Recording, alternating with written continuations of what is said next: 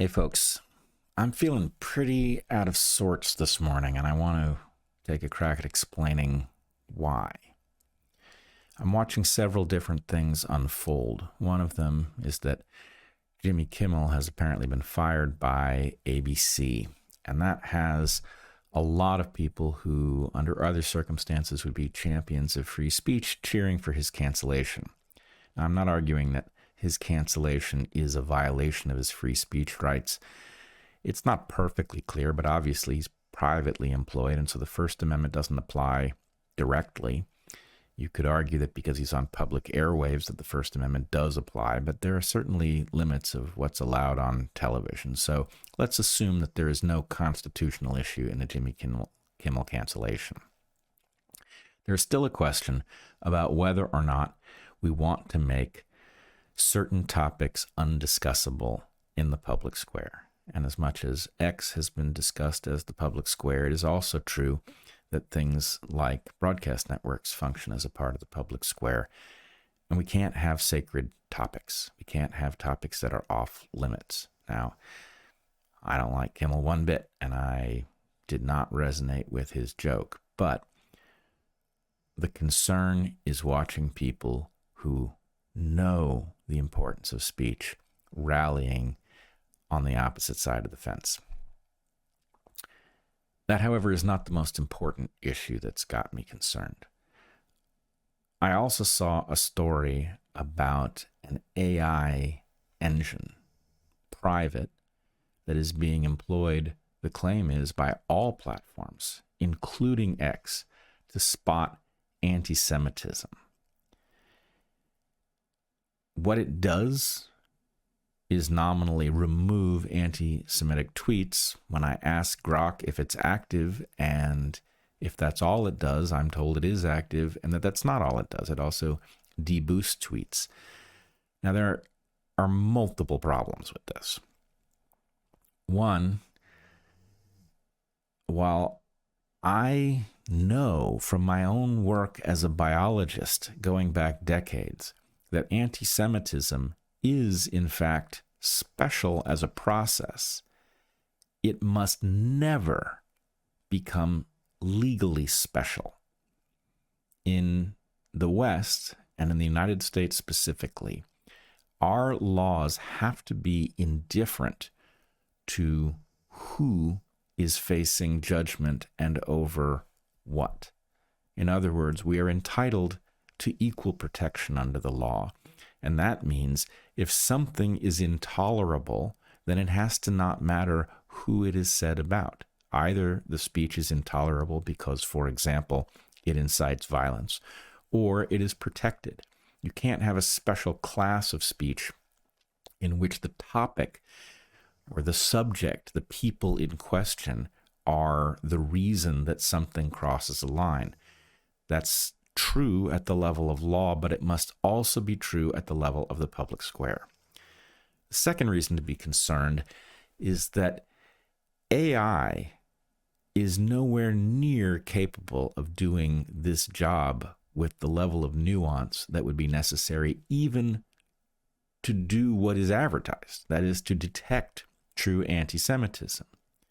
Think for a moment about whether or not you've ever seen AI make a proper joke, something really funny, something you would laugh out loud if a comedian said it on stage. AI isn't up to the challenge, and that's because humor is actually highly complex and very difficult.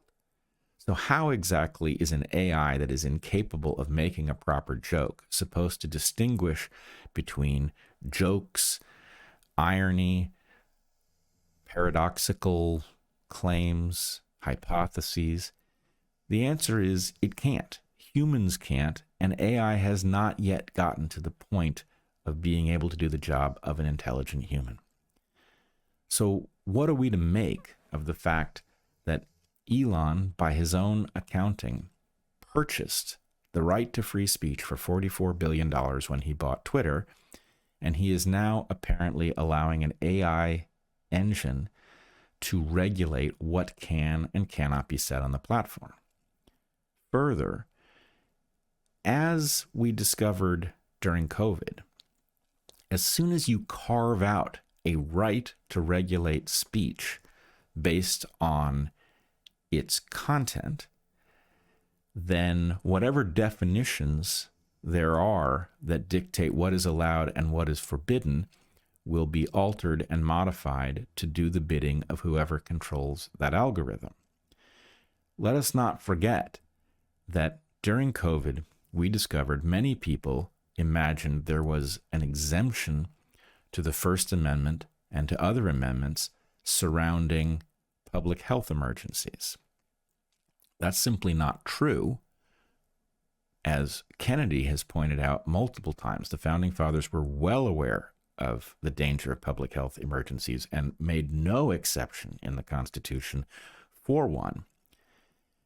But people's belief that there was such an exception allowed them to relax their protection of our most fundamental rights. And having done so, definitions were modified.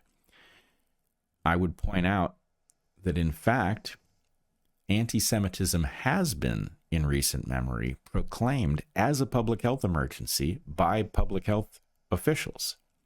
So if you think it's far-fetched that using an AI to remove anti-Semitic content or prevent people from seeing it on X could lead to other topics, we've already seen the prototype.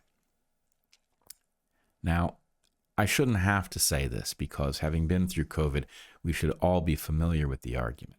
But the fact is, Western civilization depends on free speech more than anything else. This is why it is our first enumerated right.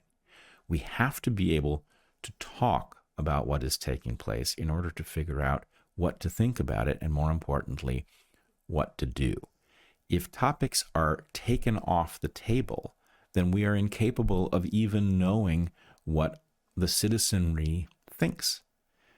That is an intolerable situation, and it cannot last. So once again, we find that the West and our democratic republic are jeopardized by those who would narrowly target free speech in order to solve a particular problem, either because they are willing to let the West fall or because they do not understand the connection between the First Amendment and its preservation.